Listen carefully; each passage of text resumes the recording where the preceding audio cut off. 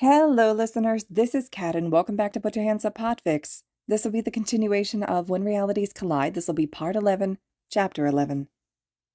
Tuesday. Reality.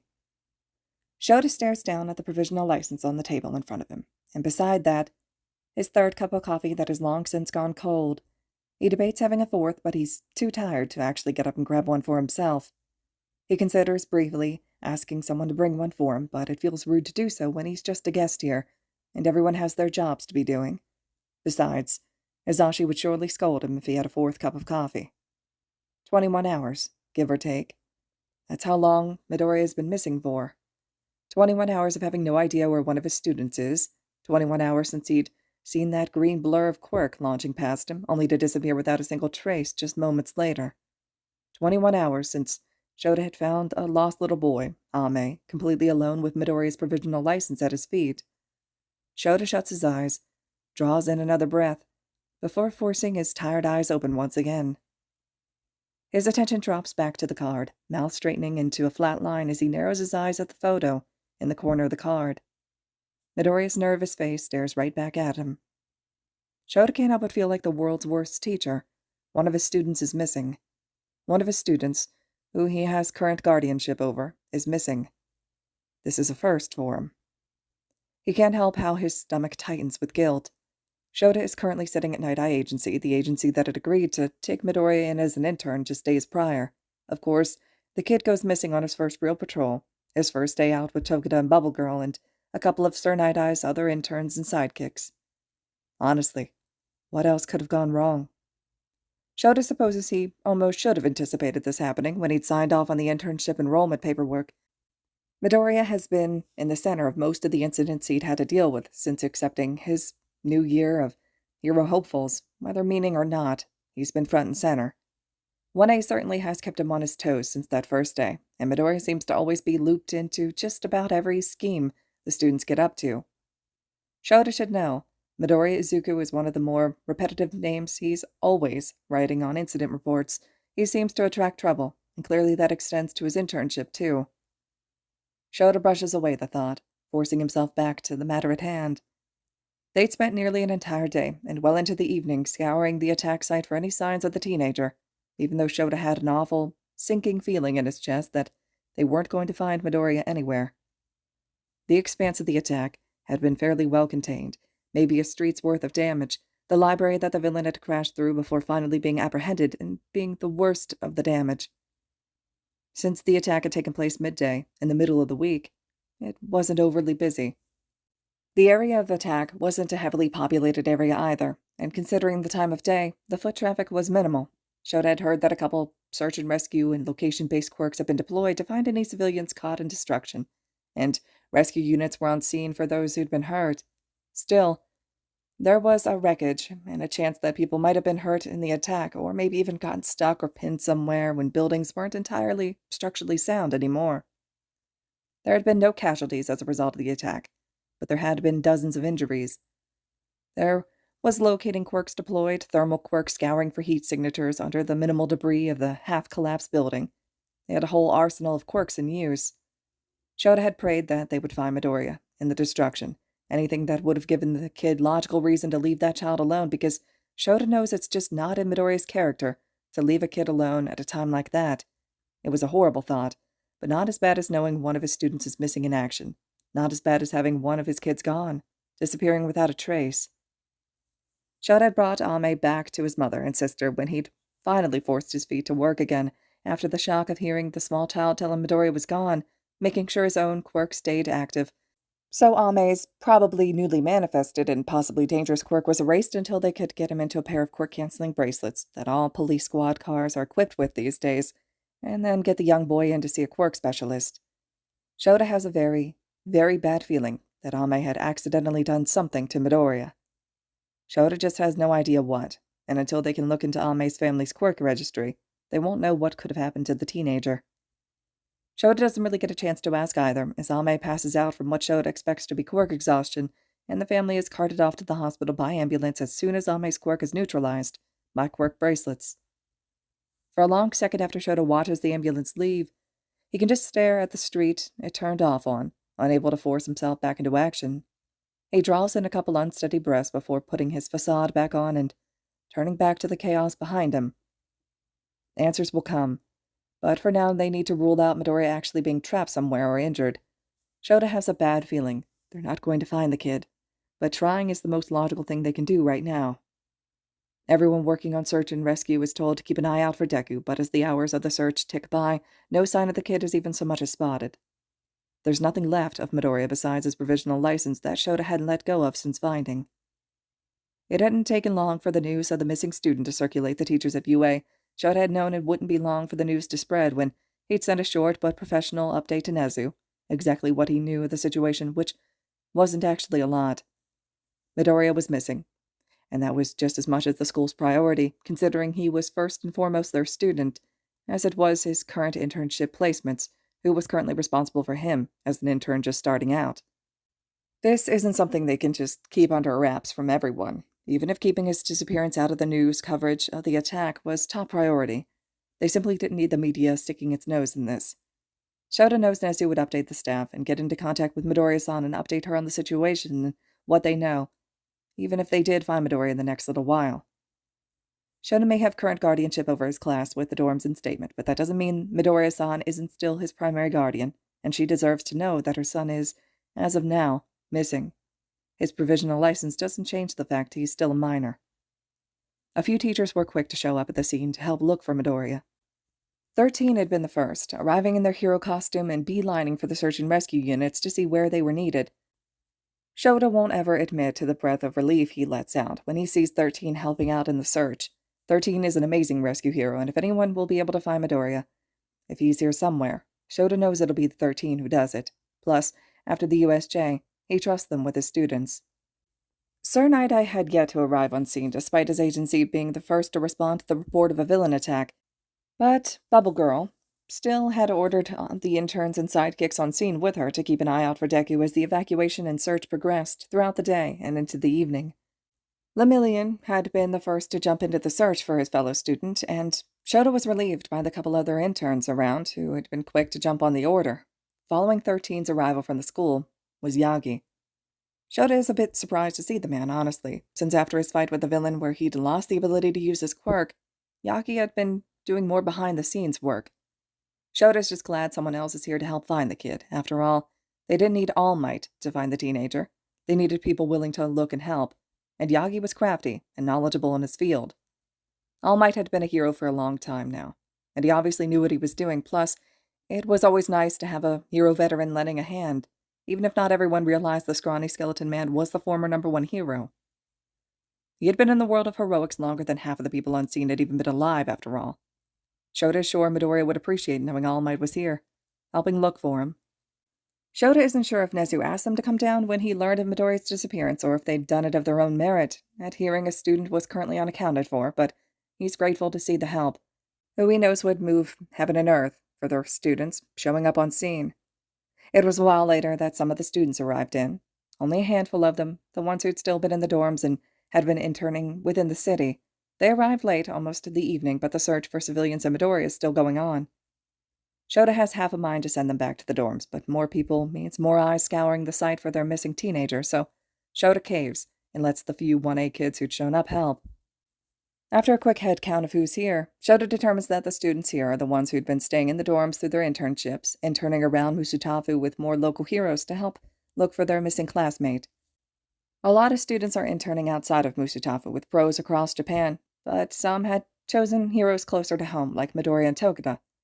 Sir Night-Eye is the last to arrive on scene, but to be fair, Shota is aware of the fact that he'd been dealing with the police and the villain down at the station, so Shota gives him a pass on that. He knows the kind of paperwork that would come with a rampaging villain being apprehended by your agency. It's not like Sasaki hadn't cared at all. He'd had his agency working on Midoriya's disappearance since the kid vanished. Sasaki glances around the organized chaos of quirk users and heroes before zeroing in on Bubble Girl and a few other sidekicks and interns talking seriously.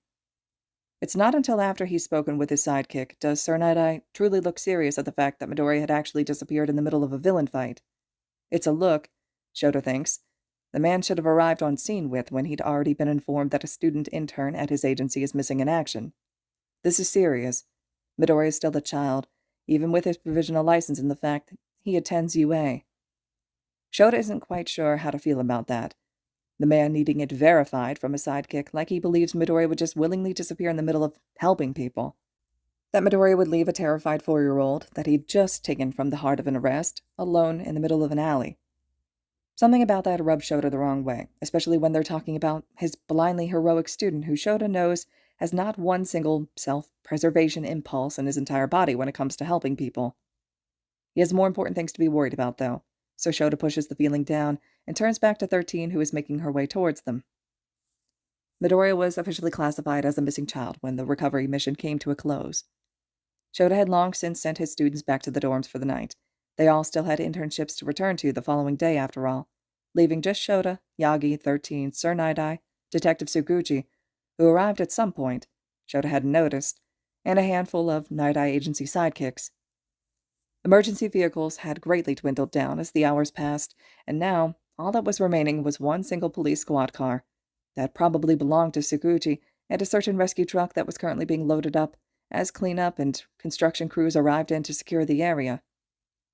Like with any villain attack or unstable police place, once cleared of civilians, they need to section the destruction off from the public so no one else got hurt or stumbled in. Shota had stood in the background, thumbing along the hard plastic edge of Midoriya's license as that sinking feeling in his stomach grew as he watched yellow caution tape being stretched along what was once a library until something sturdier could be brought in. Shota knows, at this point, there's nothing more to be done here. Midoriya just isn't here. He's gone. He can't argue with the location-based quirks checking for bodies and heat signatures under the rubble and the worst of the attack and coming up short. There was no one under the debris, not even the missing heroic student, which, logically, was amazing news in the grand scheme of things. It was always relieving for heroes and first responders to find out no one had been critically injured or killed in a villain attack. That's always the best-case scenario when it comes to things like villain rampages. Shota isn't sure if he's relieved or not to finally have the conclusion that Midoriya is actually gone. He watches with sore eyes, swallowing down the bile-like anxiety filling his chest as everything sinks in, knowing the site was cleared of any casualties, thankfully, but still not knowing where his student was. Everyone had been evacuated and rescued. There was no trace of anything underneath the collapsed library. Not only that, but everyone who'd been a victim of the attack had given statements to the police, or had been sent off to the hospital, and not a single person had had green hair. The kid was completely unaccounted for. Midoriya was quite literally missing.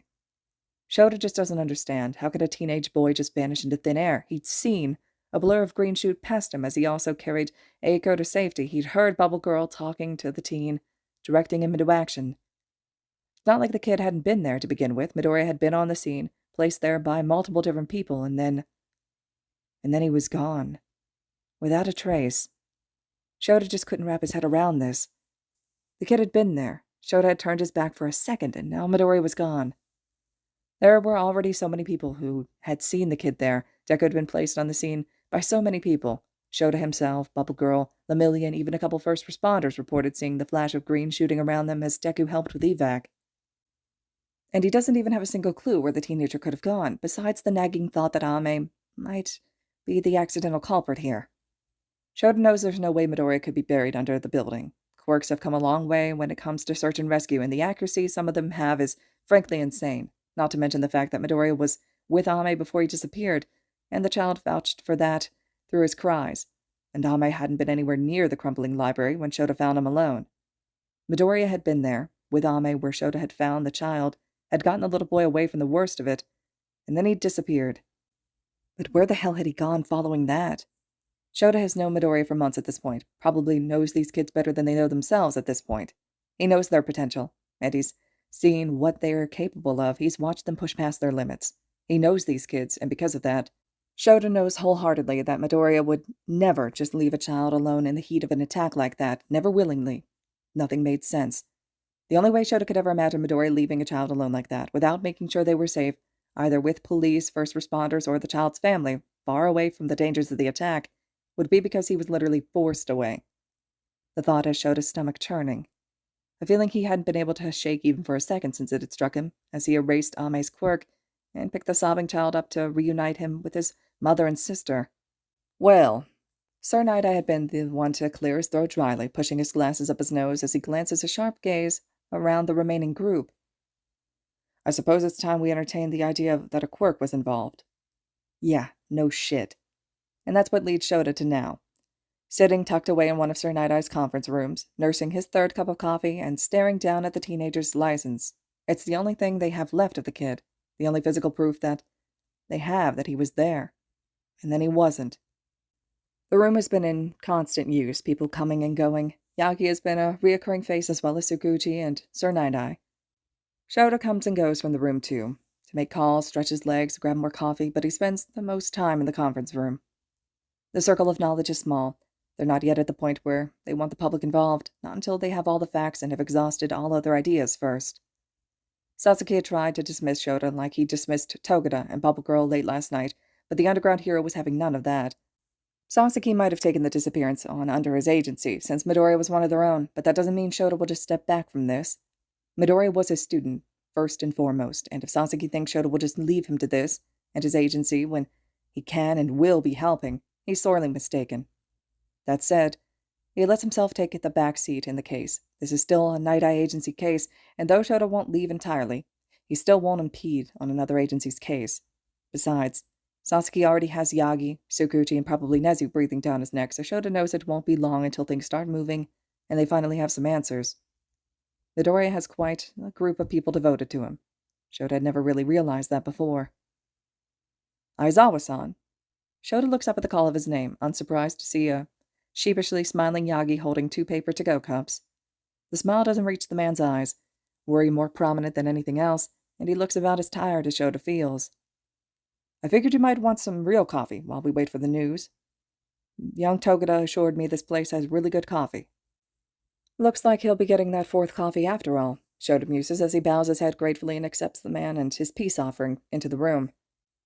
Shota is hyper-aware of the former pro settling into the chair next to him, but he simply slumps further into his seat as Yagi settles, the blonde's own gaze straying to the provisional license on the table even as he slides the coffee he brought for Shota over to him. Shota lets the warmth of the coffee seep into his hands as he curls them around the paper cup, his own gaze falling back onto Midoriya's face. The child is awake and well, Sasuke says as he enters the room.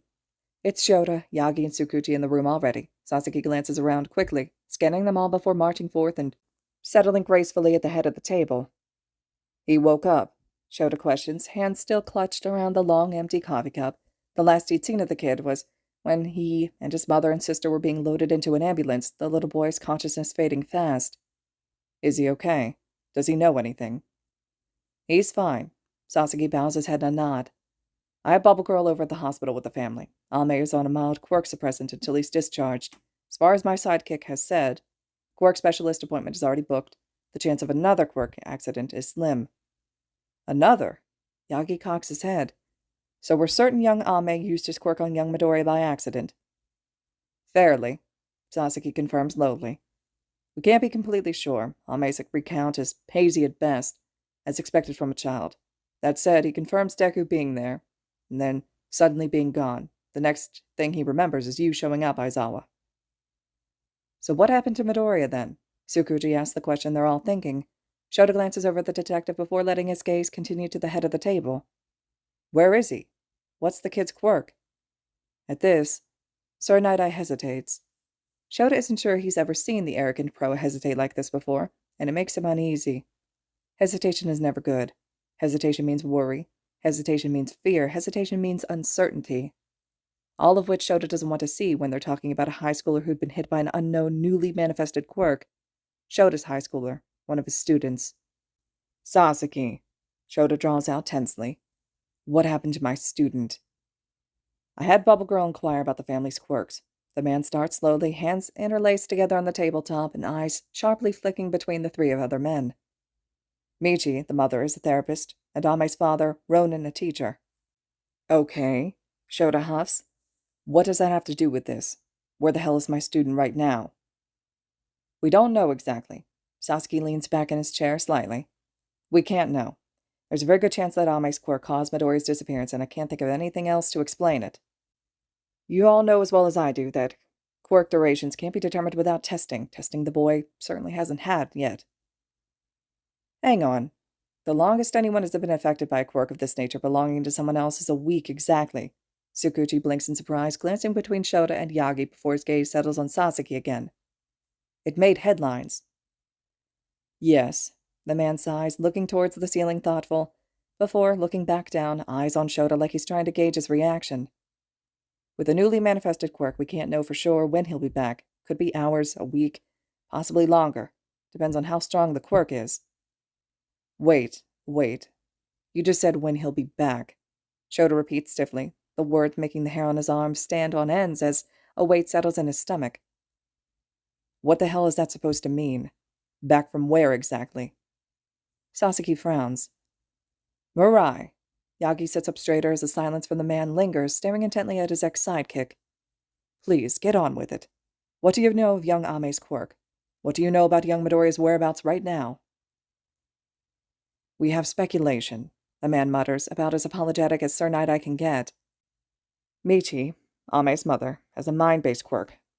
Her inventive practice is called Crossroads, and it's actually quite popular from what centipedes found online. According to her, she's able to isolate specific memories of any willing participant and show them a possibility of what could have happened if they went another direction during a life-altering event, choosing a career, marriage, or having children, as few examples. Sasaki pauses, jaw tightening. That, of course, is all in theory. Michi claims her patients reinvent the alternate vision themselves, and she plays no part in it. All she does is give them an experience in it from a third-person view. Mind-boggling stuff, Shota deadpans as he sinks lower in his chair. Great. Sasaki shoots Shota an annoyed look before continuing. And Ronin, the father, has a travel quirk not entirely different from that of the League of Villains Portal Void user's quirk. Bubble Girl didn't get a chance to talk to him, and he's recovering from a head injury from the attack yesterday, but Michi explained it. Wait, like the League? Tsukuchi's brow furrows. We've had analysts view the video of Kurogiri using his warp quirk from the USJ as far as we can tell. So long as he has specific coordinates, he can open a portal to any specific destination. Are you saying Ronin's quirk is like that? Yes. Sasaki's mouth presses in a straight line. Though not as powerful, he's able to really move from himself to one destination to another. It's not coordinate-based. Ronin's quirk relies on visuals. He can only travel to a specific destination he's personally been to. Okay. Shota cocks an eyebrow as he lets everything sink in. So, what exactly does that mean for Midoriya? We think Ame might be a bit more powerful than his family. Sasaki sighs, pushing his glasses up just enough to rub at his eyes. We all know the quirk theory of the new generation growing stronger. We've seen it. Look at Endeavor's youngest son, for example. Quirks are combining and mutating into something more powerful, and they'll only keep getting stronger with each new generation. We have a transportation quirk, and a quirk that, theoretically, alters someone's point of view. So, what are you getting at exactly? Shota asked bluntly. Tell me you're not honestly trying to tell us that Midoriya vanished to another universe or something, are you? That a kid, a 4-year-old, sent him to another world? Of course not, Sasaki scoffs, narrowing his eyes. We believe he was sent to an alternate reality. Saturday. Alternate reality. The trip back to UA is a quiet one. Izuku is just so upset with himself. He's angry and frustrated and sad and genuinely disappointed in himself. He's never felt emotions like this. He's never not been able to save someone. It's probably a lesson he would have learned later in his hero career. You can't save everyone he knows, but he wishes it didn't have to be himself that he couldn't save. He can't forgive himself for not managing to convince Deku to surrender. He knows he should help fix this, that his reality double doesn't have to struggle like this anymore. He knows now, has seen the big scary villain everyone is terrified of, who is, in reality, just a teenager hurt by the world and everyone in it, struggling to find any way he can to survive. He's heard Deku's story, assuming it's the truth, which Deku has no reason to lie about, and Izuku hurts for him. How had it gotten to this point? How had all this snowballed until Deku was no longer an informant working under the table? For the wrong side of the law, Izuku knows, but there's a big difference between spreading information and an act of villainy. But a feared villain that people just keep building up. The teenager Izuku had just met on that rooftop hadn't been the most moral, but he wasn't a villain. He hurts for the one of them who'd drawn the short straw and ended up on such a bad path in life. They have Deku completely wrong, and he'd been so close to helping everyone. He'd had Deku at arm's reach. He now understands this reality's Midoriya Izuku, and he'd still just let him disappear without a trace. He'd had Deku right there They'd sat calmly side by side and saw each other eye to eye, and yet, even with one for all in his arsenal, and having had the knowledge that he and Deku think so similarly, Izuku would still let the other slip between his fingers and disappear. He should have seen it coming. If roles were reversed and another Midori Izuku had randomly offered something that sounded too good to be true, Izuku was sure he would have found a way out too. It sounds like a trap, even if it really isn't. It's hard to trust someone so blindly, especially when you're in deep trouble and everyone you've ever looked up to has let you down in some way or another. It's even harder to trust yourself. Izuku shoves his hands further into his pockets of his sweatshirt, pinching that little folded-up paper between his fingers. Before meeting Deku, the paper had felt like mystery, a puzzle he needed to solve to get to the bottom of this reality's him, but now it just feels like failure. He'd been so close, but he'd still left empty-handed. He knew why now. That had been his sole intention when he decided to accept the dangers of meeting up with Deku. It was only after he'd listened to this reality's most feared that Izuku had hoped to help him. He knows that it's unlikely anyone would even believe him if he tried to plead Deku's case to anyone now, not when he's showing up without the villain in question. Words mean nothing. They know what they've been told about Deku, and Izuku isn't stupid enough to believe that anything he says, especially when it directly contradicts what they believe to be true about his doppelganger, won't even be considered, hero student or not. He simply has no pull, and this world despises Deku.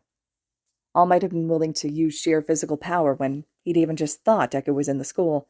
Sensei had wrapped him up in the capture weapon and arrested him on the spot when Izuku had sought him out. Principal Nezu threatened Japan's most secured prison, and Detective Tsukuchi had been hesitant to believe him even when Izuku had passed his lie detection quirk. Maybe Deku had been right to flee. Izuku can make empty promises. The more he thinks about it, the more he doubts he could make good on anything. You can't just change someone's opinion on something. Someone. And expect everything to be fine and dandy. This has escalated far further than Izuku is capable of helping with.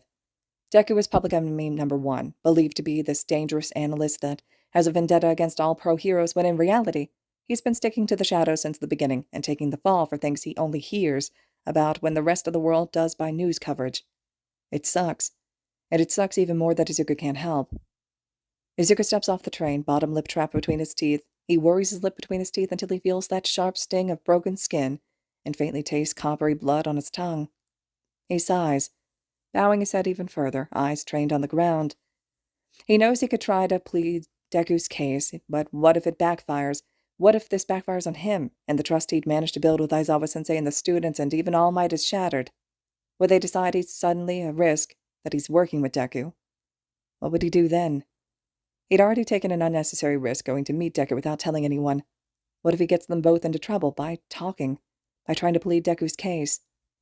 It's still up in the air how long this reality-hopping quirk he's under will last for, and he honestly doesn't want to spend the rest of his time, or maybe even the rest of his life, if he doesn't manage to find his way home, locked away in a prison or something. He needs to consider if this is a risk he wants to take. It would be different if he had Deku with him, someone to take the risk for. But is it worth it if he ends up just messing things up for Deku, and possibly for himself as well? The UA gates come into view, and Izuku blows out another heavy breath. He pulls Kachan's card from his pocket, sawing the edge of the card against his joints and his fingers as he steps towards the gates. He lifts a hand and scans the card. The doors open, and Izuku goes to take a step onto campus and... "Where the hell have you been?" Sensei snaps angrily, grabbing Izuku by the wrist with his capture weapon.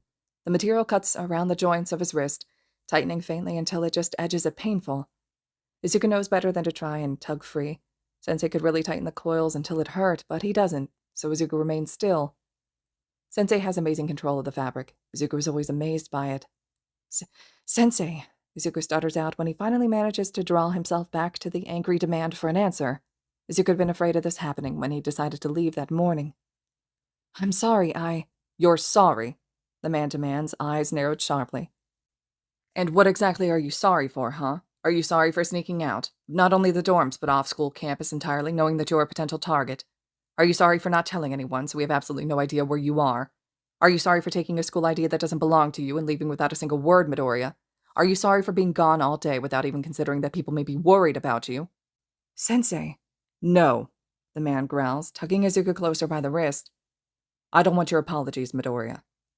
Izuku is distantly reminded of the quirk apprehension test on that first day as he stumbles to catch his footing, peering up nervously at Sensei's infuriated eyes.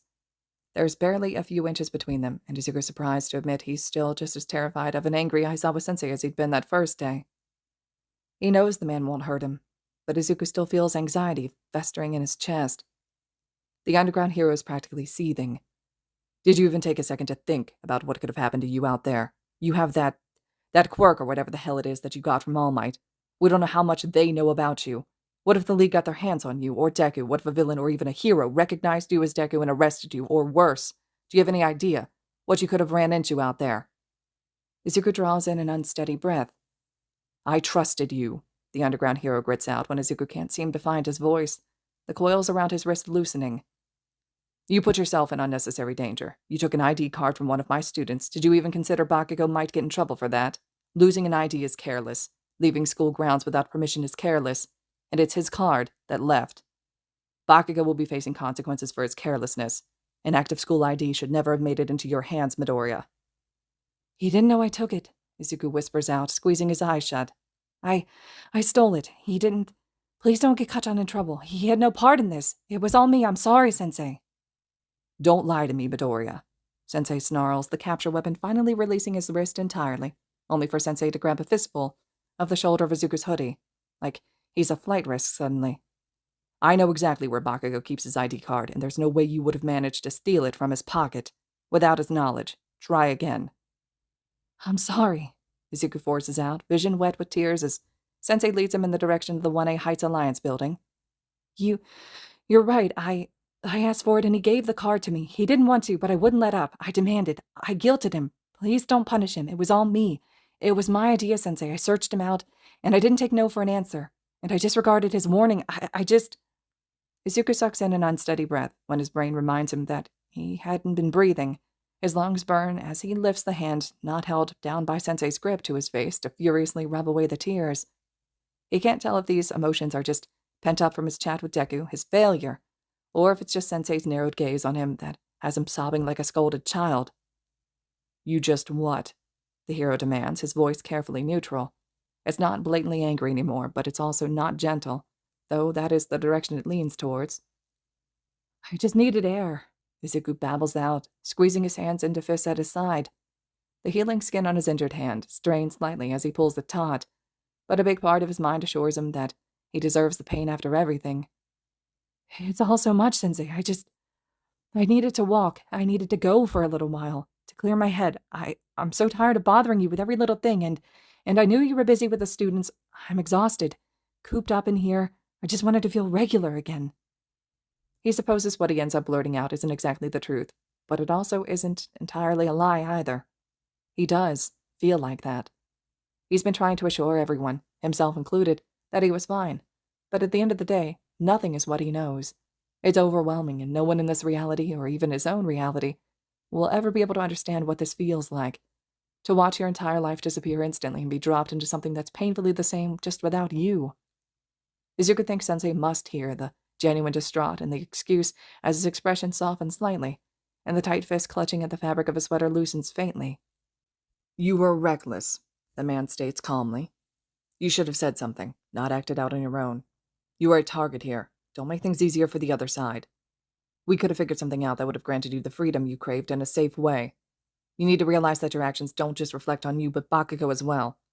He may not have left campus, but he played a part in your little scheme too. He didn't want to, Izuku sniffles out. And yet he still did, Sensei huffs in a clipped tone.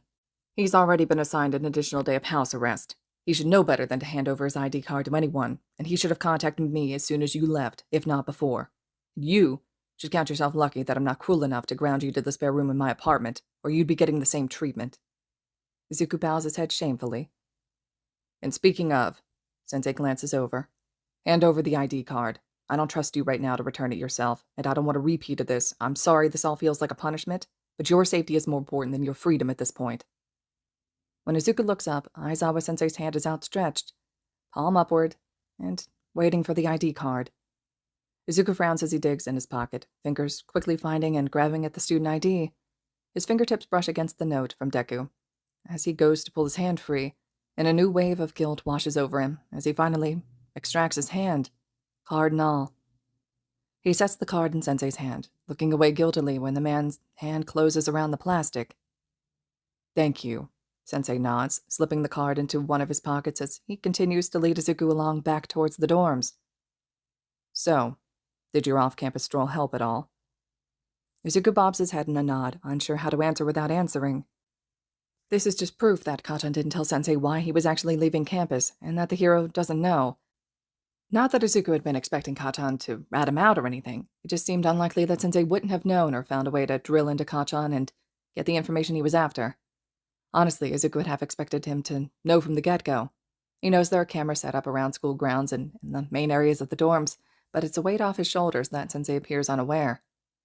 A small part of him thinks he should be at least showing the man the note. It's not like Deku will be there waiting around a second time if his Sensei does manage to puzzle out the message, which will be unlikely without the experience of meeting All Might that day, but Izuku doesn't want to get himself into any more trouble, especially when Sensei is at the point where he's calming down. It's one thing to sneak off to clear your head. It's another entirely to sneak off to meet with his alternate self, who just so happens to be this reality's current most dangerous villain without any backup.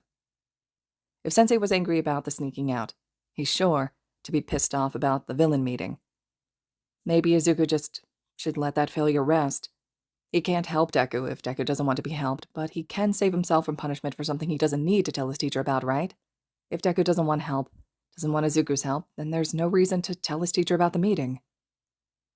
"I feel better," Izuku admits, even though he sort of feels worse. The failure sits like a rock in his stomach, and the knowledge that Deku isn't what they think he is settles in his lungs and makes it feel like he can't breathe. Aizawa-sensei sighs, nodding his head. "I'm glad, kid. Just don't do this again.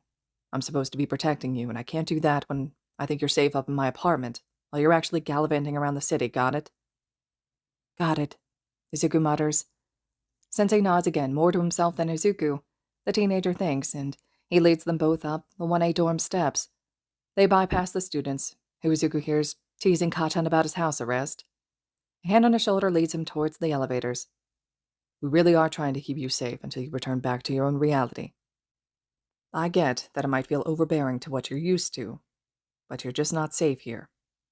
Izuku softens. "I know, Sensei. Thank you." It doesn't take an idiot to see there was more to Midoriya's story than he was letting on. There may have been some honesty in the explanation as to why he decided it was a good idea to leave the safety of the school alone, but Shota knows it can't be the entire truth of the matter. He'd known Midoriya for such a short amount of time, but this really doesn't seem like something the kid would just do. Shota just can't see him doing something spontaneous like convincing someone to give up their ID card and slipping away before anyone even notices he's gone, without reason, when there's a good chance it could blow up in his face like it had. Shota doesn't know what persuaded the boy. What was the driving factor to swipe a school ID card and leave without a word of explanation to any adult looking after him? Midoriya had been gone almost the entire day. There was no way he was just wandering around by himself for over 6 hours. Shota knows Bakugo knows something.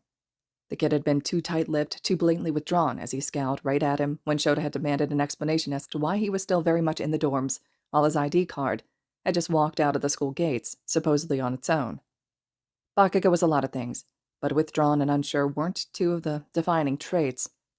There wasn't a doubt in his mind that those two brats were up to something. As soon as he'd gotten the alert that Bakugo had left school grounds, Shota had made his way back to the dorms. Anger coursed through his veins. The kid was on house arrest, and only an idiot would dare leave, not just the dorms, but school grounds when Shota was already pissed at them. And, to his genuine shock, he'd found Bakugo vacuuming the common area. Safe and sound, and very much not running amok outside the school gates like his student ID appeared to be. And that left just one other, currently unaccounted for person. Of course, seeing Bakugo in the dorms had made worry twist unpleasantly in his chest, marching past the teenager without a word and jogging up the stairs to the very empty apartment. The guest room was wide open, no sign of the green-haired kid anywhere. His first thought was, of course, that Midoriya had returned to his own reality, and he'd prayed that was the case, even as he mourned the gremlin's presence in their reality. The kid had really grown on him, and as glad as he'll be when Midoriya goes home, Shota thinks he'll miss him. That, of course, isn't the case as the realization of that hit him not even a second later when his current predicament reared its head back into his thoughts. A scowl settled on his lips as he opened the security surveillance of the dorm's common area and sees the green-haired teenager not only sneaking around, but chatting with Bakugo for a long time as they exchange items he can't really make out from a distance. He'd bet money that one of those items was Bakugo's ID card, just from watching Bakugo tug his wallet from his pocket with an expression wavering between beyond pissed off and hints of worry. Shota had never wished more that the rat had sound on his cameras, what he wouldn't give to hear what those brats are talking about right before Midoriya heads for the doors and leaves campus. Following that, he has eyes on Midoriya up until just after he made it out of the gates, footage courtesy of Nezu, who'd rather cheerfully sent just the periods that frame Midoriya to his phone. They were totally in cahoots, and Shota, for the first time since teaching heroics brats, has absolutely no idea what they're planning. As nice as it was to see Bakugo willingly coming out of a shell in the presence of other people, the face of a supposedly long-dead childhood friend specifically, Shota was still exhausted at just the thought of those two teaming up again. What secret they were harboring that he doubted he'd be privy to anytime soon. Maybe he should give Midoriya's reality as Aizawa a bit more leeway if he has to deal with Bakugo and Midoriya together constantly in a classroom setting. Midoriya, as Shota has realized thus far, is a spark that he's struggling to keep under control, but when you throw in Bakugo, a fuse just waiting to be lit, kaboom. That fight between the two of them after the provisional licensing exam Midoriya told them about suddenly makes all the more sense. He still doesn't understand why either would pick a fight like that, but he can imagine it now, after seeing the two interact. It doesn't make him happy, but it does make sense. He wonders how he's going to slip a couple more pages of a letter into the kid's wallet to be delivered to his own reality's Aizawa Shota. He has a lot more to let the guy into, and hopefully, Shota will be able to help Midoriya, even on the other side. All he knows is that dangerous quirk the League is after in both realities, that Midoriya got the day of the entrance exam and had been suffering with alone for all these months. Something he should definitely know about. And if no one else is going to tell him, he might as well hear it from himself. Sunday. Alternate reality. Shota isn't expecting to be woken up at the sound of his phone chiming. He groans into his pillow, forcing himself onto his elbows as he reaches blindly for the smartphone on his nightstand. The screen is lit up with notifications that his tired eyes aren't awake enough to look at without the lights blinding him. He rubs at blurry eyes, unlocking the device with nothing more than muscle memory, squeezing his eyes shut, even as the device brightens as it settles onto his home screen. He really doesn't want to open his eyes. The darkness of their bedroom is proof enough that it's early, and he knows the light of his phone will wake him up. Still, he can't just ignore it. That specific chime of his phone was a sound that only Nezu's messages would make, and Shota knows better than to ignore a message from Nezu. If it was anyone else, Shota would have ignored his phone and went back to sleep. Sleep was valuable, and unless something was on fire or someone was dead, Shota didn't want to be disturbed on his day off. The teachers knew that, the staff knew that, his fellow heroes in Tsukuji and the rest of the police force he works alongside with know that, and even the students knew that until they saw him on Sunday morning it was quiet time, that disturbing him when it wasn't an emergency likely meant running laps or being assigned household chores if they had so much energy to spare. That said, Shota had long since learned not to ignore his boss's texts. Shota has known the rodent long enough to know Nezu doesn't do anything unless there's good logical reasoning for it. The rat also gets a kick out of chiding him for his awful sleep schedule, as if Nezu himself, awake at the oddest hours of the night while still managing to be awake and chipper throughout the day, so he never wakes Shota up unless it's serious. Honestly, Shota doesn't know when Nezu sleeps. Receiving a message from him can only mean one thing, and that is that whatever Nezu is bothering him about is something important, crucial. He scans the time at the top corner of his phone, groaning once again as he reaches up to card his fingers through his hair, glaring down at the too bright screen. It's far too early to be awake on a Sunday, the one day of the week that there's no classes and most of his students have gone home to spend time with their families. Sundays are recharge days, and Nezu knows that. This had better be damn important. He clicks on his messages, before frowning as a link pops up instead of a text. Shota hesitates before clicking the link as well.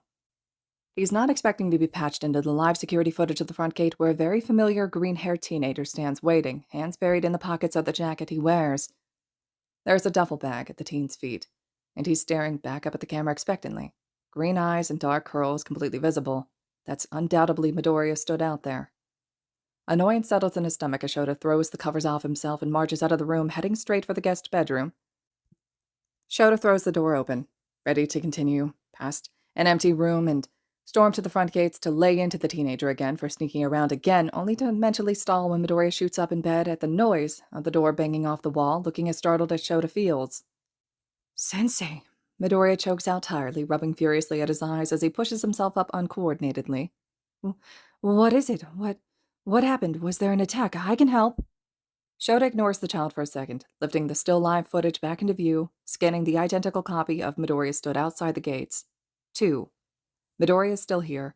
Midoriya is still in the room, right before his eyes, but he's outside, and... Deku. Holy shit, Deku is outside the school. Unless another Midoriya had suddenly appeared from another reality somewhere, that's this reality's Midoriya Izuku outside right now. Deku is here. Deku is just waiting outside the gates.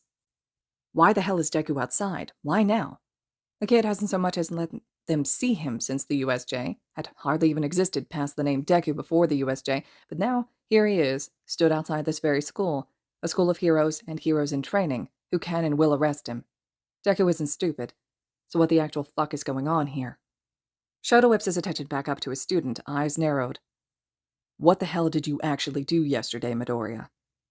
The teen in question freezes, sputtering something out that Shota doesn't bother listening to as his phone chimes in his hand with another notification from Nezu. Shota sharply looks away from the still buffering and unintelligibly stuttering teenager. It's an actual text from his boss. It takes a second for Shota's brain to focus down on the words. I take it you have Midoriya-kun with you, yes? Shota sucks in a breath, eyes flicking up to Midoriya, who had at some point repositioned himself so he was sat on the edge of the bed. Cautious eyes watching Shota as he fiddles with the hem of his shirt. Shota hasn't seen the kid look so cautious and shameful before. He briefly wonders if this is a look alternate Aizawa sees often. Yes, Shota sends back, thumbs shaking as he types. He hesitates for just a second before typing out another message. He's here. He's fine. He waits just a second until his phone chimes again. I see, as I thought. I'll inform Tsukuji of the situation right away then. Are you able to restrain Deku, Aizawa-kun? We can't risk our guest disappearing again. I'm unsure why he's here at the moment. But he's mistaken if he thinks he's leaving again after the ruckus he caused at the USJ. My staff and students are my utmost priority. And he's harmed both. Shota bites his lip, glancing up at Midoriya. He spots green eyes watching him intently, curiously, before the man looks away sharply, ignoring the student once again and focusing back on his phone. I caught Midoriya. I can catch Deku too. Make haste, then, is the reply he gets from his boss. Hardly a second passes before those 3 little dots are back, and Nezu is typing once more. Do not inform Midoriya just yet. I don't want him involved until we have a better handle of this odd situation and know Deku's intentions, understand? He could be a target, and Deku's not to be trusted. Agreed. Shota bites hard at his bottom lip, only half aware of Hisashi stumbling behind him and peering into the room. His glasses are sitting crooked on his nose, and he's glancing frantically between Shota and Midoriya. What the hell is happening? Hisashi demands. You, Shota points at the teenager, nose wrinkled in a snarl. I'll get to you later. Stay in this apartment. I'm not kidding, Midoriya. If you leave this building, I will find a way to make your life absolute hell, both here and in your reality when you go back, got it? The kid nods, staring wide-eyed. Yes, Sensei. Shota, what? Come with me. Shota grabs his husband's wrist, dragging him back down the hall to their bedroom. He doesn't hear Midoriya move, and he silently prides the kid on using his self-preservation skill for possibly the first time in his life and not risking following Shota. He already feels a little bad for snapping at the kid first thing when he wakes up, but Midoriya had obviously done something during his little trip into town yesterday, and now there was a villain knocking at their door who'd previously not even let them glimpse at him. Hisashi hesitates in the doorway when Shota releases his grip, continuing into the room despite how the blonde pauses uncertainly, watching Shota like he's seconds away from blowing up. Shota doesn't glance back up, even as he changes into his hero costume and searches out his capture weapon. He's aware of Hisashi scanning him up and down, but isn't bothered enough to care. Not when there's more pressing matters to be worried about. Like the villain stood at the school gates, like he's politely waiting for a formal meeting or something. Shota, seriously, what the hell is... Shota shoves his phone into Hisashi's hand, as he reaches under the bed for where he'd accidentally kicked off his boots last night. That's live, Hisashi. Nezu sent it to me to verify that it wasn't Midoriya out there again. Wait, that's... The blonde sucks in a nervous breath. Tell me you're kidding. Tell me this is a joke and that you're not going to... Shota, are you crazy? Do you remember what that kid did to you? Why the hell is it you going out there right now? Deku didn't hurt me at the USJ. Shigaraki did. Shota huffs out. He might have helped, but he didn't even get close to me. He left. I don't know what he said, but he never laid a hand on me. I can hold my own against someone like Deku. If I can handle Midoriya, I can take on Deku too. There's a reason he hangs out in the shadows, Hisashi. Midoriya isn't a villain, Hisashi snaps out past his confusion. I'm coming with you. You're staying here, Shota corrects bluntly, turning back to look at his husband briefly. Hisashi had also just rolled out of bed, and in no way can get ready as fast as Shota, can tug on his jumpsuit and boots and drop the coils of his capture weapon over his head. You're staying here, and you're keeping an eye on that gremlin in our guest room. I don't know what he did yesterday, but I know that this has Midoriya written all over it. Please keep him in the apartment. We don't know what Deku wants, but it has to do with Midoriya if he's getting this confident. I'm counting on you. You're so stubborn, the blonde hisses, but it harbors no malice. If you get hurt, I'm totally saying I told you so, right before I end you myself for being a giant idiot who doesn't listen to me. Seems fair, Shota drawls, shaking his head in amusement. Hisashi doesn't look impressed as he offers Shota his phone back. The dark-haired man takes it, slips it into one of his pouches. Hisashi pouts as he plops back down onto the bed. I don't know how I ever started liking an idiot like you, Aizawa Shota. Like? Shota snorts as he eases toward their bedroom door. I thought you loved me. Love is for idiots who don't ignore me, Hisashi scoffs. Come back safe and maybe I'll love you again. Anything for you, Shota smirks teasingly before offering a sweet smile. He leaves before Hisashi can reply, and snickers to himself as he hears his husband grumbling to himself about Shota's stupidity. Shota makes his way quickly through the forest on campus, heading towards the nearest stretch of fence that he can use to climb and get an overhead view of the threat. He doesn't know why Deku is here, what could have gone through the villain's head. It's not like they can just invite a well-known villain who'd shown up at the school in. Deku is dangerous. He's a risk.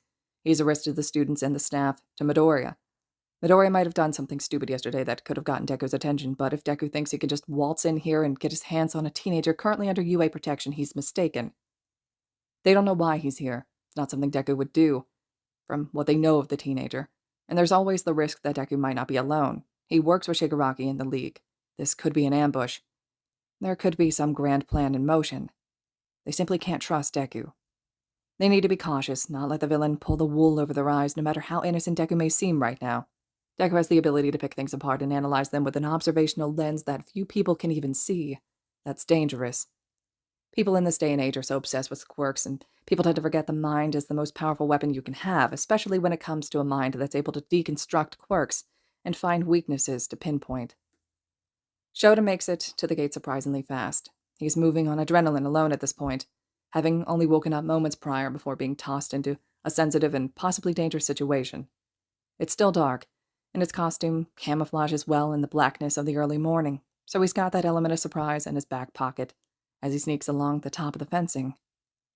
There's a distant, nagging feeling of fear and protectiveness churning in his stomach as he inches along the top of the fence, glaring down at Deku through the slits in his goggles when he's close enough to do so. The kid has some nerve coming back to the school after his last visit left Shota and 13 in the hospital and multiple students in Recover Girl's office, and now he has Midori to be worried about as well. He's never been more mentally relieved than he is now, knowing that most of his students had left last night to spend time with their families, and not just his student, but the entire student body. They only have maybe 30% of the students still locked away in their dorms. Shota watches the teenager for a long second. Deku doesn't move, doesn't appear to notice Shota hanging back in the shadows casted by the moonlight, as Shota watches on. He scrutinizes the teenage villain that the entirety of Japan is terrified of. Deku doesn't look outwardly scary. In fact, he looks scrawny and weak. Shota could easily take the kid in a fight when he doesn't have an army of villains, Shigaraki and his lackeys in a corner, and a Nomu that's near indestructible. He watches for a good couple minutes, waiting to see if anyone else shows up, or if Deku talks into a phone or a wire or something, a connection to his team. He waits to see if any backup announces itself. It's unlikely Deku would be alone if they had something planned, but Shigaraki doesn't seem like the type to sit back and wait. When nothing moves, Shota finally decides to make his move. Deku, Shota snaps out, certain this time around that's who he's looking at. Eraserhead, the teenager returns slowly, glancing away from the camera and looking up at Shota with a cocked eyebrow. I didn't expect to see you. After the last time we met, I would have thought you'd want to stay far away from me. And I expected the first warm welcome I'd be getting was the police force. They're en route, aren't they? Shota feels his quirk activate as he glares down at the teenager. Hands where I can see them, Deku. No tricks. We can do this the easy way or the hard way. The teenager frowns to himself, doing his order slowly.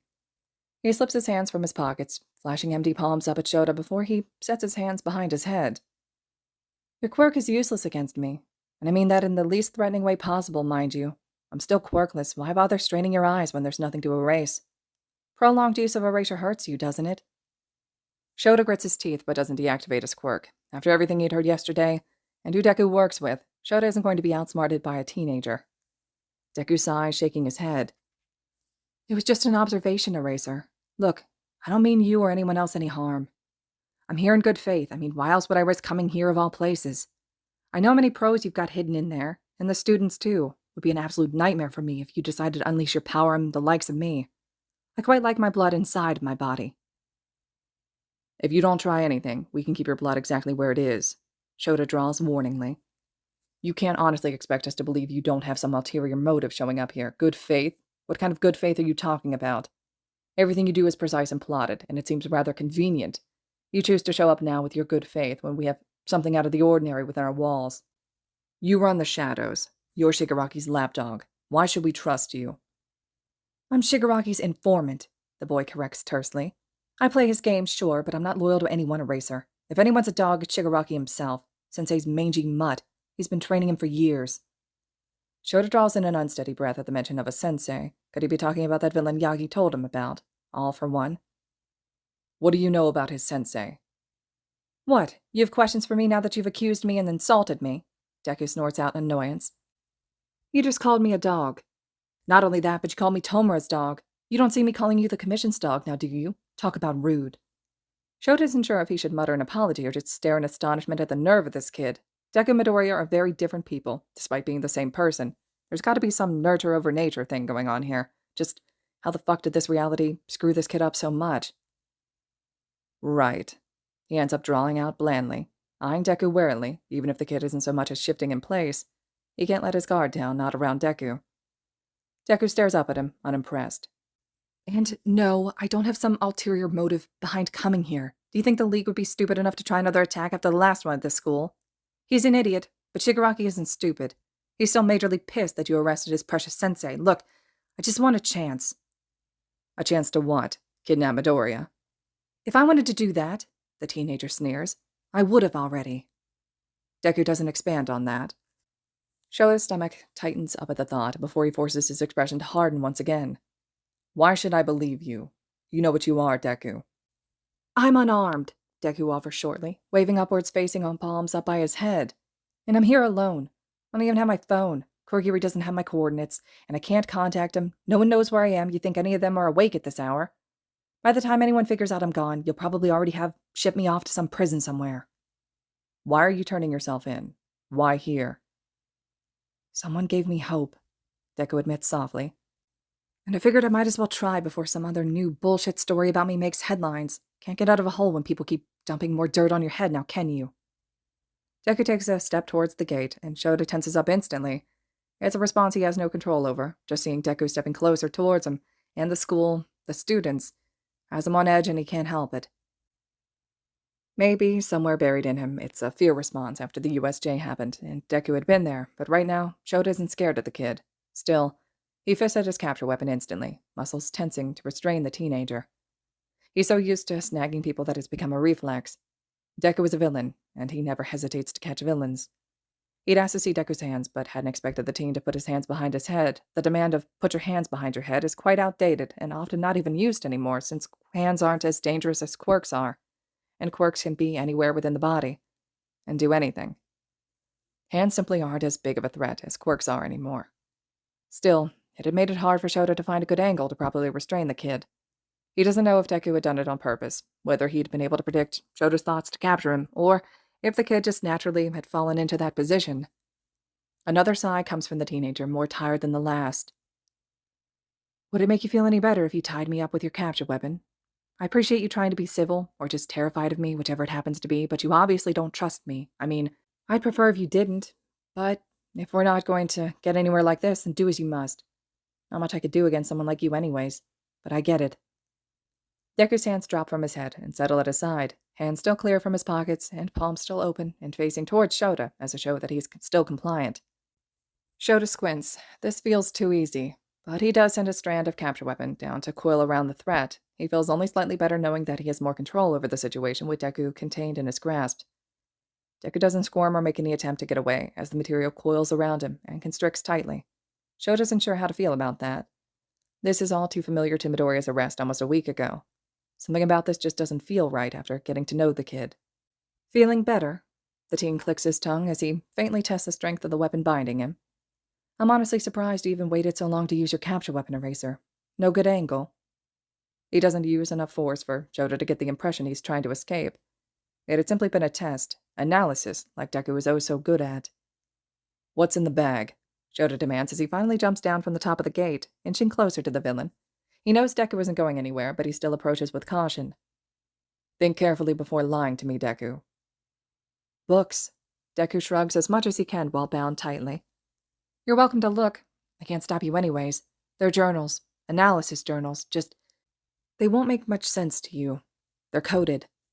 There's some dangerous stuff in there about a wide variety of people. I know the UA principal is supposedly pretty intelligent, so he might be able to figure out my codes, or I could write out a cipher. But I'd need use of my arms for that. Books. Shota squints harder, attention dropping down from the teenager to the bag at his feet. He stares for a second, like the bag will move or suddenly explode. It does no such thing. The sharp edges protruding from the bag do definitely look like hardcover books. Analysis.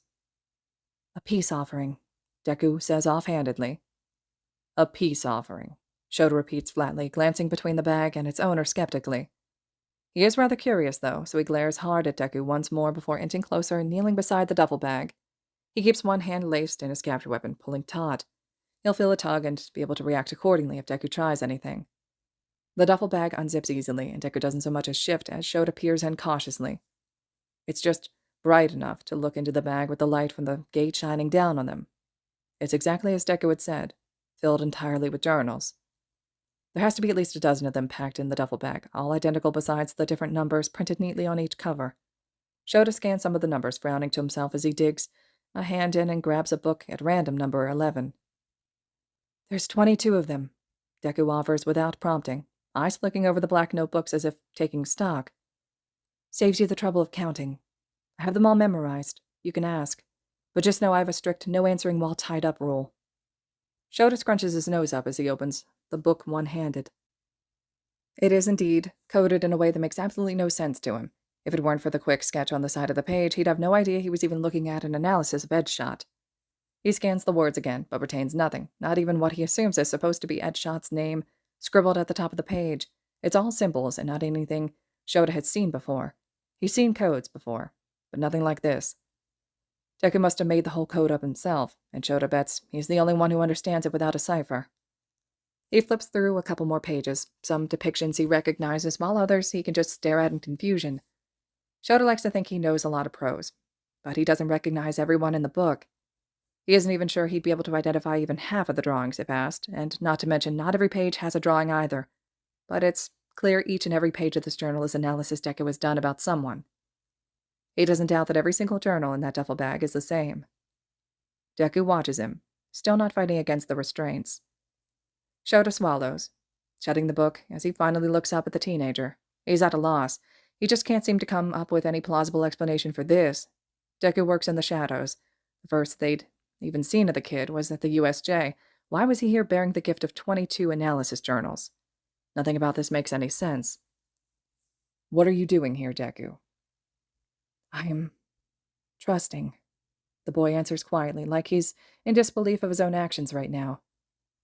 Trusting myself, I guess. Deku looks down at his own restrained body, chewing at his bottom lip before looking back down at the underground hero unamused. And it's working out great so far, in case you were wondering. Shota sets the journal back in the duffel bag, standing up from his crouched position. He glances between the books and the villain once again, when it finally clicks into place. He'd seen these notebooks before, at the beach when someone, this boy, had run into Midoriya. These exact books had scattered on the ground. That had been Deku. He'd been right there, had shaken Midoriya's hand.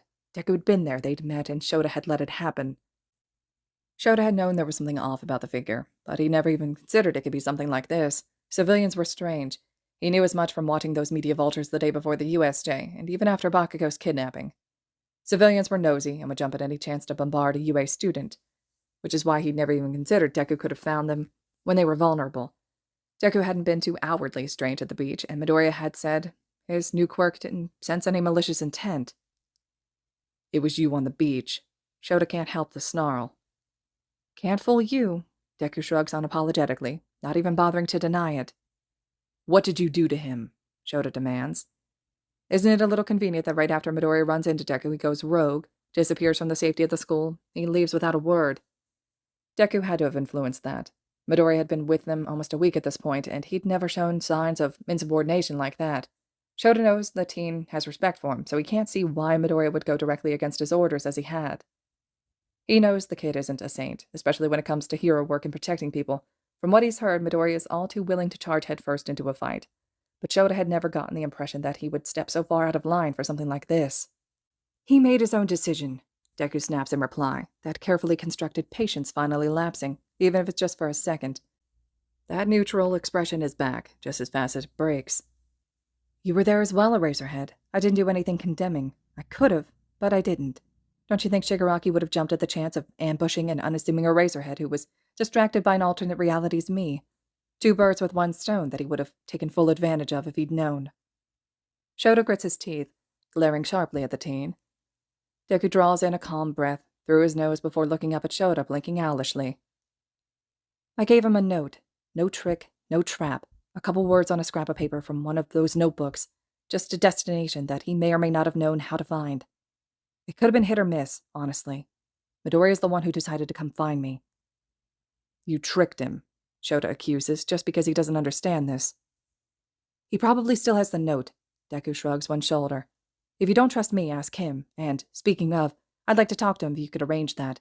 I'm here on a whim because of what he said to me, but I trust you about as much as you trust me. I've been fucked over by heroes before, but he's different. If you want anything more out of me before you ship me off to Tartarus or wherever you send us supervillains, I want Midoriya with me. What makes you think we'll ever consider that? Shota drawls darkly.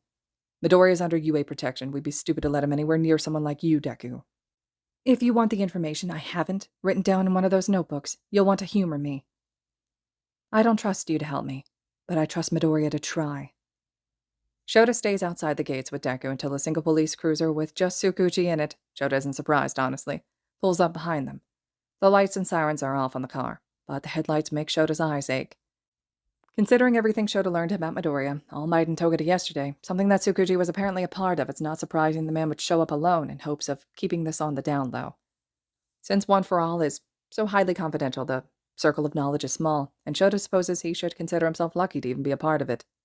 Not to mention, Deku is an A-tier villain, and the last time they'd arrested him, it had turned out to be a reality-hopping doppelganger that was most certainly not the villain they know as Deku. Shota is fairly certain he's holding Deku this time around, but they'd still be screwed if this made the news. They'd been lucky that Shota and Tsukuchi had been able to keep Midoriya's arrest under wraps. He loathes to think about the mess that would have resulted in it had it been broadcasted by those news vultures. Deku turns his head to watch the detective getting out of the car, and even offers Tsukuchi a smile and a cheerful greeting that the detective obviously has no idea what to do with. Deku doesn't appear to know or recognize Tsukuchi, and for some reason Shota is relieved at the fact. That had been something that had everyone stalling when they'd interrogated Midoriya that first night. Deku would have never seen or met Tsukuchi, and the man has never been in the news for anything hero-related, so there's no reason for Deku to even look into him. Shota sees the man's eyes flick towards him, uncertainly, at the friendly but wary greeting from the teenage villain, but Shota can only offer a similar uncertain shrug in return. Deku and Midoriya are so similar, but they're also glaringly different. Shota can't imagine Midoriya ever acting so cocky, especially being cuffed, detained, and arrested. In fact, just last week, Midoriya had been an absolute nervous wreck when sitting in Deku's current position. The capture weapon is effectively swapped for a pair of quirk-canceling cuffs that Tsukuchi tightens into place and doesn't let go of. He hasn't been holding the kid tight in the capture weapon, no tighter than usual, but Deku still blows out a breath of relief and stretches out his back and shoulders while making it obvious he's in no way attempting to break away. Even when the capture weapon releases him, with Tsukuchi standing mistrustfully behind the kid, one fist clutching tightly at the quirk-proof chains that hold the teenager's hands together, Shota doesn't know how Deku is keeping a straight face, what sort of facade he's putting up, that he's unaffected by a hero watching him and a police detective looming behind him like he's expecting the kid to turn tail and bolt away. This has got to be an uncomfortable situation, even for a villain like Deku, but still, the boy doesn't struggle. Shota just can't seem to wrap his head around this. What is Deku's angle? What is he up to and why is he here? Deku doesn't even glance between them as Tsukuchi and Shota exchange an uncertain look at the villain being so compliant. This also isn't the Deku they've been wary of since the villain's debut over a year ago. This isn't the Deku that arrested villains reported working with. Only when Deku is secured in the quirk-canceling cuffs do the main gates open, the camera whirring as it moves, watching them closely and waiting patiently for them to enter. Shota picks up the duffel bag before leading the villain and detective in. The teen glances up as the camera whirs, brow furrowing in confusion for a second before Deku is offering a toothy smile. There's no doubt in Shota's mind that the kid wouldn't be waving at the camera if he had use of his hands right now. I knew someone was watching, the teen crows, glancing back at Shota. It's the principal, isn't it? The smartest creature in all of Japan. I figured it was unlikely you'd have just shown up without an order, eh, Eraser? I was the most logical hero to detain you, Shota huffs out. Maybe with a capture weapon, Deku agrees as Shota leads the three of them into the school. Tsukuchi still hasn't let up the grip on the teenager, and if Deku minds, Shota can't tell. Your quirk is virtually useless against me, remember? At this rate, any other hero would have easily been able to take out a quirkless kid like me with their quirks, and I know the school has plentiful on hand. It's a bit cruel for him to send you out when I helped Shigaraki during that attack on the school, don't you think? Oh, and sorry about that, by the way. Not my choice. Not your choice? Tsukuchi asked dryly. Deku turns his head slowly to look back at the man, buffering like maybe he'd forgotten the detective was even here with them. For a second, Shota thinks the teenager's about to answer, but instead the teen just uninterestedly shrugs one shoulder. I told you my terms to answers, and I don't see Midoriya now, do I? Midoriya? Tsukuchi's tone comes out deathly calm. Why would we be letting you anywhere near a student at this school who is a top priority to be kept safe and away from you? Top priority, huh? Deku is quiet for a long second, keeping pace with the two men, even as his thoughts wander. Ah, you must mean for that fancy quirk of his, right? What, gotta keep it safe? Like I said to Eraser here, if I had any intentions of hurting him, I would have already. You're digging yourself into a hole, Shota tells the kid dryly, even if Deku had already told him this. I never agreed to your terms, just so we're on the same page. It's not a decision to be taken lightly, and it certainly is not one I can make on my own. But you're curious, the teenager grins cheekily. I'm not saying anything more until you let him help me. He promised. He promised? Tsukuchi gapes, attention bouncing between the teenager he's holding and the pro-hero who's leading the way. When did you meet Midoriya? Sorry, detective, but I'm not a broken record, and I'm no longer answering any questions, not until... Your terms are met, and you're reintroduced to Midoriya. Shota answers instantly, rolling his eyes. For a kid claiming he's not a broken record, you're sure repeating yourself a lot. I'm reminding, Deku huffs back, lips quirking upwards despite the situation he's in. I just want to be heard, Eraser-san. I'm done being ignored. You were heard the first time, Shota replies tightly. You're just also a villain, so we'll be taking everything you say with a grain of salt, and don't add an honorific to my hero name. Aw, Deku pouts. How about Sensei, then? Is it your goal to annoy everyone, or just me? Just people I like, Deku chimes brightly. You're really cool, Eraserhead. Midoriya talked highly of you, and I knew of you before all this shit happened. You were one of my favorites. And yet you tried to kill me. Deku quiets down after that, smile wavering before his gaze drops to the floor. He doesn't speak again, silently letting himself be led along like an obedient pet. Shota doesn't know why he feels so guilty. All right, listeners, this concludes Chapter 11 of When Realities Collide. Chapter 12 will be up next. I hope you all are still enjoying, and as always, thank you so much for listening.